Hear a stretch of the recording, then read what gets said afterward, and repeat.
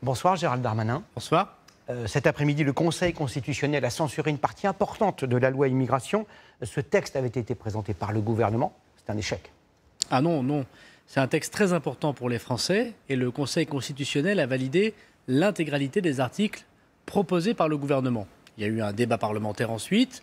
Des oppositions ont forcé, ont mis énormément d'articles supplémentaires.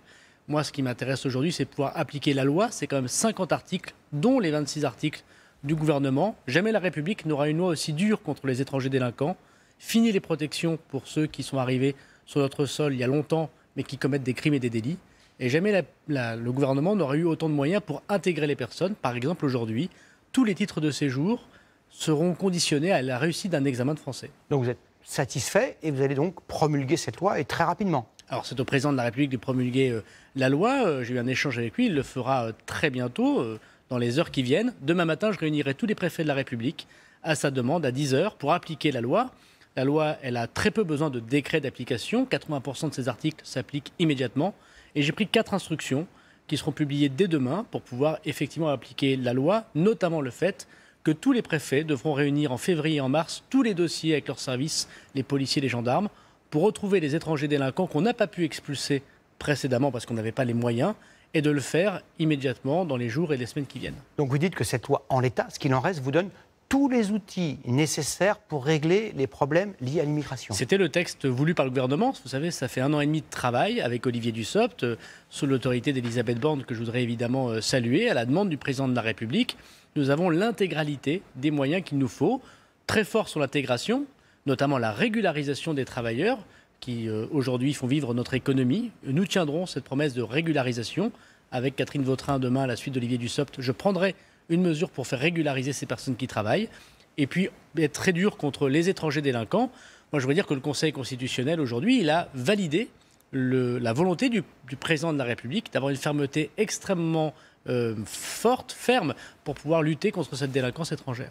Donc, grâce à cette loi, vous nous dites, je vais pouvoir expulser les 1300, 1400 étrangers en situation régulière, mais connotés ou connectés à la radicalisation des étrangers en situation régulière. Vous allez pouvoir le faire. En effet, alors aujourd'hui, il s'est trouvé que nous avons publié les chiffres de l'année 2023. Et on a déjà vu une augmentation très forte des expulsions, plus 17% d'expulsions d'étrangers irréguliers par rapport à l'année dernière, et plus de 30% pour les étrangers délinquants. On est passé de 3500 étrangers délinquants à plus de 4600. Donc on fait déjà beaucoup.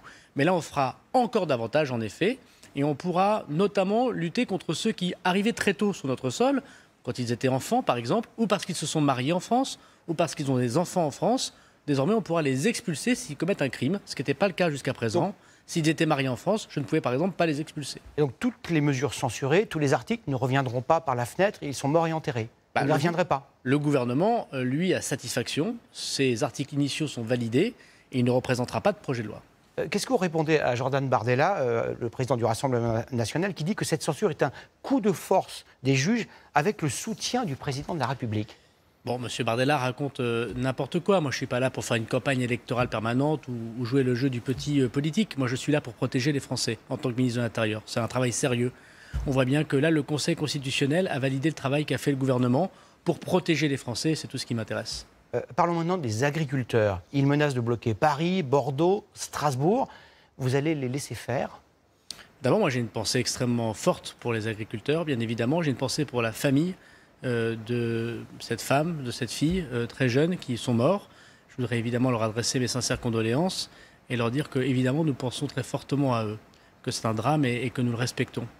Leur deuil et la deuil de tous les agriculteurs de France. Deuxièmement, est-ce que les agriculteurs ont le droit de revendiquer? Est-ce qu'ils souffrent? Oui, ils souffrent et ils ont le droit de revendiquer. Est-ce qu'on doit les laisser faire sans envoyer les CRS? Oui. En tant que ministre de l'Intérieur, à la demande du Président et du Premier ministre, je les laisse faire. Bloquer la circulation, c'est illégal. S'en prendre un établissement public, c'est illégal. Enfreindre la liberté de circuler, c'est illégal. Est-ce que les agriculteurs s'en prennent aux policiers ou aux gendarmes?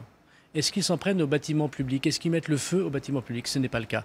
Voilà, donc j'ai rappelé, non, ce n'est pas le cas. Enfin, vous avez vu les images à Bordeaux devant la préfecture? Écoutez, moi, ils n'ont pas défoncé la grille d'entrée? Écoutez, moi je suis élu d'un territoire où il y a aussi des agriculteurs. Je suis habitué au coup de sang et légitime de ceux qui souffrent et qui ne gagnent pas beaucoup d'argent. Vous voyez le sens de ma question, c'est le deux poids, deux mesures. Non, il n'y a pas de poids, deux mesures. On ne peut pas comparer les choses. Les agriculteurs travaillent Et lorsqu'ils ont envie de démontrer qu'ils ont des revendications, le gouvernement est à l'écoute, le Premier ministre fera des annonces demain, il faut les entendre. On ne répond pas à la souffrance en envoyant des CRS. Voilà.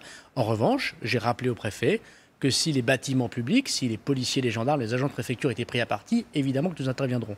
Mais je pense qu'il y a une grande compassion et une grande écoute à avoir avec nos agriculteurs. Mais si demain, même sans aucune violence, ils bloquent les accès à Paris, comme ils s'y préparent, pas de problème pour vous, ce n'est pas un souci. Vous avez constaté que demain, le Premier ministre fera des annonces à la suite des concertations qu'il a eues. Et donc j'imagine que demain, les choses s'amélioreront. Les services de renseignement, les vôtres, alertent sur des risques de débordement si les agriculteurs n'obtiennent pas satisfaction. Vous connaissez ce rapport, c'est vous qui l'avez demandé, j'imagine. Les services de renseignement, leur travail, c'est de voir ce qui touche à la sécurité de nos concitoyens. Et il y a en effet un danger, toujours, lorsqu'il y a des contestations importantes qui peuvent être violentes. Et il faut que nous nous prémunissions pour cela. On a prédisposé des forces, notamment des unités de force mobile, pour protéger des bâtiments publics. Mais moi, j'ai confiance dans les agriculteurs. Je sais que leur métier est un métier difficile, essentiel pour les Français. Et si jamais ils respectent, et je sais qu'ils le font parce que ce sont des patriotes, les règles de la République, il n'y a aucune raison que la police ou la gendarmerie interviennent. Mais vous n'êtes pas précis sur la ligne rouge. Quelle ligne ne sans prendre personne. Mais quand on tire... Mais un bien aussi. D'abord, monsieur Boulot, quand on tire au mortier d'artifice, qu'on attaque à la tronçonneuse ou à la boule de pétanque sur les forces de l'ordre, comme c'est le cas parfois d'écologistes radicaux, évidemment, je fais intervenir les forces de l'ordre. Et d'ailleurs, je m'étonne aujourd'hui que les écologistes qui mettent des normes, sont prêts à détruire les bassines, dénient finalement le travail de nos agriculteurs, aujourd'hui en soient leur porte-parole. Évidemment, cela n'est pas sérieux. Et si on s'en prend à des bâtiments publics, évidemment que nous interviendrons.